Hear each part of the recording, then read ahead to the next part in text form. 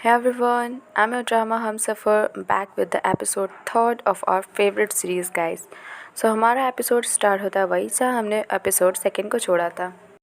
जायोकी की मैजिक की वजह से सारे फूल खिल रहे होते हैं और फूल गिर रहे होते हैं और एक काफ़ी रोमांटिक सा एटमॉस्फेयर क्रिएट होता है। जायोकी को ऐसा लगता है कि फैंगलिन पे उसके जादू का असर हो गया है। वो फैंगलिन के पास जाती है और उसके चेस्ट पे अपना हाथ रखती है सो दैट वो हार्मोन्स को कलेक्ट कर सके, बट हार्मोन्स कलेक्ट नहीं हो रहे होते हैं। और तभी फैंगलिन का चेहरा स्माइली फेस से चेंज होते हुए एक गुस्से में आता है और वो जायोकी को साइड करता है। जायोकी कंफ्यूज हो जाती है, उसे लगता है कि अरे अभी तो उसने जादू किया था, फिर फैंगलिन के ऊपर उसके जादू का असर क्यों नहीं हो रहा है। फैंगलिन उसे साइड करते हुए कहता है कि आगे से ऐसी कोशिश मत करना, ये सारे सेटअप्स जो तुमने किए हैं वो टोटली फालतू है, और अगर तुमने ऐसा कुछ किया और मेरे पेशेंस के लेवल को टेस्ट किया तो अगली बार से तुम्हारे लिए अच्छा नहीं होगा। ऐसा कहते हुए फैंगलिन काफ़ी गुस्से में वहाँ से चला जाता है और जायोकी काफ़ी डिसअपॉइंट होती है कि उसके जादू का असर आखिर फैंगलिन पे हुआ क्यों नहीं। दूसरी तरफ हम देखते हैं हमारे दोनों क्यूट कपल फैंगली और ज़ाओबू गेम खेल रहे होते हैं। And as we know our Zaobu is super master game में, तो प्रॉपर तो वो फैंगली को गेम में हरा देती है और एज़ पर शर्त फैंगली को ज़ाओबू की एक विश कंप्लीट करनी होती है। ज़ाओबू कहती है कि तुम मेरे बॉयफ्रेंड बन जाओ। पहले तो फैंगली काफ़ी कंफ्यूज हो जाता है, देन वो कहता है कि नहीं, मैं अभी बहुत छोटा हूँ इन सभी के लिए और मुझे अपना करियर बनाना है, तो मैं इन सारी चीज़ों में नहीं फंसना चाहता। But as we know our Zaobu is super cute, वो कैसे भी करके फैंगली को पटा लेती है और फैंगली फाइनली कहता है चलो ठीक है, मैं ट्राई करता हूँ और मैं कोशिश करूँगा एक अच्छा बॉयफ्रेंड बनने की। बट वो इंटरनली काफ़ी अजीब सा रिएक्शन देता है और ज़ाओबू काफ़ी खुश हो जाती है। नेक्स्ट शॉट में हम देखते हैं कि ज़ाओबू जायोकी को चेक कर रही होती है कि आखिर रीज़न क्या है उसके ग्रेट मैजिक के फेलियर का। वो जायोकी को चेक करती है और कहती है कि ऐसा तो कुछ नहीं दिख रहा है, तुम्हारे अंदर तो कोई कमी नहीं है, तुम्हारे जादू को वर्क करना चाहिए।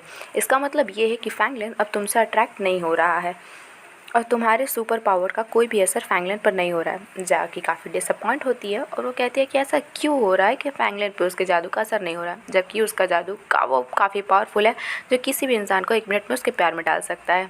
दूसरे दिन फैंगलिन एक मीटिंग में होता है और उस मीटिंग में कई सारे परफ्यूम को प्रेजेंट किया जाता है, जिसमें एक परफ्यूम रेनी रेनबो होता है जो कि काफ़ी ही प्रॉमिसिंग लगता है और फैंगली उसे चेक करता है और फैंगलिन उसे अप्रूव करता है। वो कहता है कि इस प्रोजेक्ट पे काम करो और आगे इसको ही हेड बनाया जाएगा।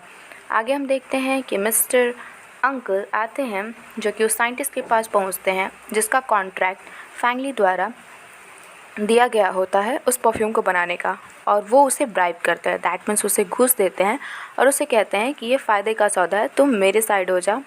नेक्स्ट शॉट में हम देखते हैं फैंगलिन अपने डॉक्टर के पास पहुंचता है और अपने सारे प्रॉब्लम्स को बताता है, किस तरीके से उसे फ्लावर्स उड़ते हुए दिख रहे थे, सारे फूल एक टाइम पे खिल रहे थे। तो डॉक्टर कहते हैं कि ये डेफिनेटली जायोकी का असर है, वो तुम पे काफ़ी इम्पैक्ट डाल रही है। तो फैंगलिन कहता है कि ऐसा तुम्हें कैसे पता जायोकी के बारे में। तो बताते हैं कि मिस्टर हैन हमें वीचैट पर सबको अपडेट करते रहते हैं इन सभी चीज़ों के बारे में। फैंगलिन कहता है इन सारे फालतू बकवास को छोड़ो और मेरे ड्रग्स या दैट मीन्स मेरे दवाई पे ध्यान दो। इस साइड हमारी जायोकी और ज़ाओबू कुछ के ड्रामास देख रही होती हैं जिसमें वो फैंगलिन को इम्प्रेस करके उसे अपने प्यार में फंसाने के तरीके ढूंढ रही होती हैं। फिर उन्हें पता है चलता है कि ड्रेसिंग सेंस एक बहुत इंपॉर्टेंट चीज़ है। नेक्स्ट डे हमारी जायोकी पहुंच जाती है एक बढ़िया सा ड्रेस पहन के। वेल बढ़िया तो नहीं कह सकते क्योंकि वो काफ़ी वियर्ड लग रही होती है। सारे ही कलीग्स उसे देखते हैं और उस पर हंसते भी हैं। बट नेक्स्ट शॉट में हम देखते हैं कि जो डिलीवरी लाई होती है जायोकी, उस पर वो फ्लेवर का लेवल लगाना भूल गई होती है। जायोकी फ्लेवर कहती है कि ठीक है तुम टेंशन ना लो, मैं इसे स्मेल करके ही बता सकती हूँ कि कौन से फ्लेवर की चीज़ें कौन से बैग में है, और वो बताती है। रिसेप्शनिस्ट को थोड़ा डाउट होता है बट वो कहती है कि मेरे सेंस ऑफ स्मेल पे बिल्कुल डाउट ना करो, मेरा सेंस ऑफ स्मेल काफ़ी स्ट्रॉन्ग है। तभी पीछे से ये बातें मिस्टर फैंग सुन लेते हैं, बट जायोकी उन्हें देखती है और फटाफट उनके पास पहुँचती है, बट अगेन वो इग्नोर करके चले जाते हैं। कुछ अगले दिन फिर जायोकी आती है एक अलग से ड्रेसअप में, और ऐसे ही कंटिन्यूअस कई दिनों तक चलता है जिसमें जायोकी फैंगलिन को इम्प्रेस करने के लिए काफ़ी वियर्ड ड्रेसेस और हेयर स्टाइल्स ट्राई करती है। बट फैंगलिन उसे देखकर अंदर से हंसते हैं बट सामने उसे कुछ नहीं दिखाते हैं कि वो उससे इम्प्रेस्ड है या कुछ भी। डेफिनेटली फैंगलिन को ये काफ़ी अजीब लगता है बट फैंगलिन उसे इग्नोर ही करते रहते हैं। नेक्स्ट शॉट में हम देखते हैं कि जायोकी काफ़ी दुखी होती है और वो जायोबू को बताती है कि अब ऐसा लगता है कि फैंगलिन उससे इम्प्रेस नहीं हो सकता है। बट जायोबू उससे कहती है कि तुम टेंशन ना लो, तुम ये कर सकती हो। जायोकी कहती है डेफिनेटली मैं एक लास्ट ट्रायल करूँगी और इस बार अगर मैं नहीं कर पाई तो इस बार मैं तुम्हारी तरह कछुआ बन जाऊँगी। इस क्यूट से शॉट्स के बाद आता है ड्रामे में एक बहुत बड़ा ट्विस्ट। मिस्टर हैन दौड़ते हुए मिस्टर फैंग के पास पहुंचते हैं और उन्हें बताते हैं कि जो कॉन्ट्रैक्टर हमारा कॉन्ट्रैक्ट लिया था परफ्यूम बनाने का, उसने कॉन्ट्रैक्ट टर्मिनेट कर दिया है और उस सैम्पल और बाकी सारे परफ्यूम की चीज़ों को लेकर भी वो चला गया है और इतनी जल्दी परफ्यूम बना पाना पॉसिबल नहीं है क्योंकि उनकी मीटिंग प्रेस कॉन्फ्रेंस बिल्कुल कल ही होती है। मिस्टर फैंग काफ़ी टेंशन में होते हैं और वो सोच ही रहे होते हैं कि क्या करें, तभी उन्हें याद आता है कि जायोकी के पास जायोकी ने कहा था कि उसकी सेंस ऑफ स्मेल काफ़ी स्ट्रॉन्ग है। तो वो कहते हैं कि ठीक है जायोकी को लेके आओ। तभी जायोकी अचानक आती है, वो भी काफ़ी वियर्ड सा ड्रेस पहन के, जो I guess Korean Chinese traditional dress होती है। फैंगलिन उसे देख के कुछ देर तक तो पक्का ही देखते रह जाते हैं, बट डेफिनेटली उन्हें याद आता है कि इसे हमें कुछ काम पे लगाना है। जायोकी को पूछते हैं कि जायोकी क्या तुम्हारा सेंस ऑफ स्मेल काफ़ी सही है? तो जायोकी कहते हैं बिल्कुल, my sense of smell is superb. तो वो उसे ले जाते हैं एक परफ्यूम के शॉप में, जहाँ जाके जायोकी परफ्यूम को स्मेल करती है और उसके बाद उसके सारे इंग्रेडिएंट्स को एक पेज पर लिखती है एंड देन वो एक परफ्यूम फॉर्म करती है और मिस्टर फैंग को देती है और कहती है स्मेल करिए। मिस्टर फैंग स्मेल करते हैं और वो काफ़ी शॉक्ड हो जाते हैं कि एग्जैक्टली द सेम परफ्यूम जो कि पहले बनने वाला था वो जायोकी बना देती है। वो काफ़ी इंप्रेस्ड होते हैं और जायोकी को थैंक यू बोलते हैं, बट वो शो नहीं करते हैं, बस थैंक यू बोल के चले जाते हैं। जायोकी काफ़ी खुश हो जाती है कि मिस्टर फैंग उसे थैंक यू बोले, बट उसे लगता है कि वो आज काफ़ी सुंदर लग रही है, इसलिए मिस्टर फैंग ने उसे थैंक यू कहा। अगले दिन हम देखते हैं कि फ्यूचर ग्रुप वो परफ्यूम को लॉन्च करती है रेनी रेम्बो के नाम से।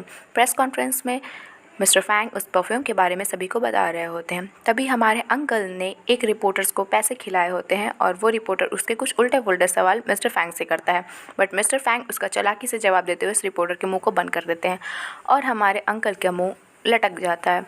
डेफिनेटली वो कुछ बिगाड़ नहीं सकते मिस्टर फैंग का। Mister Fang is always the best guys, you know ना। सो नेक्स्ट शॉट में हमें देखने को मिलता है मिस्टर फैंग काफ़ी खुश होते हैं कि जायोकी की वजह से ये सब हुआ। मिस्टर हैन उसे बार बार याद दिलाते हैं कि ये सारा कुछ जायोकी की वजह से हुआ है। तो मिस्टर फैंग कहते हैं चलो ठीक है, माना कि उसकी जायोकी की वजह से हुआ, तो जाओ उसे एक गिफ्ट कर दो कुछ। तो मिस्टर हैन कहते हैं कि आपको करना चाहिए, बट मिस्टर फैंग उन्हें घूरती निगाहों से देखते हैं और वो कहते हैं हाँ हाँ मैं समझ गया, मुझे ही देना चाहिए गिफ्ट। मिस्टर फैंग डेफिनेटली जायोकी को कुछ गिफ्ट करते हैं। इधर जायोकी अपने रेस्टोरेंट में काम कर रही होती है, तभी आता है उसके लिए एक कुरियर। वो जाती है दौड़ के कुरियर लेने और बाकी जायोबू और मिस चाय काफ़ी खुश हो जाते हैं क्योंकि वो कुरियर होता है मिस्टर फैंग के नाम से और उसमें होता है एक लग्जरियस बैग, जिसे देखकर मिस चाय काफ़ी खुश होती हैं और वो कहती है कि वाह ये इतना प्यारा बैग है, इसे तुम्हें पक्का थैंक यू बोलना चाहिए मिस्टर फैंग को इसके लिए। बट जायोकी कहती है कि मुझे करने की ज़रूरत नहीं है, बट जायोबू उसे समझाती है कि तुम्हें करना होगा ताकि हम हार्मोन कलेक्ट कर पाएँ और जायोबू मिस्टर फैंग का लोकेशन डिटेक्ट करके जायोकी को बताती है।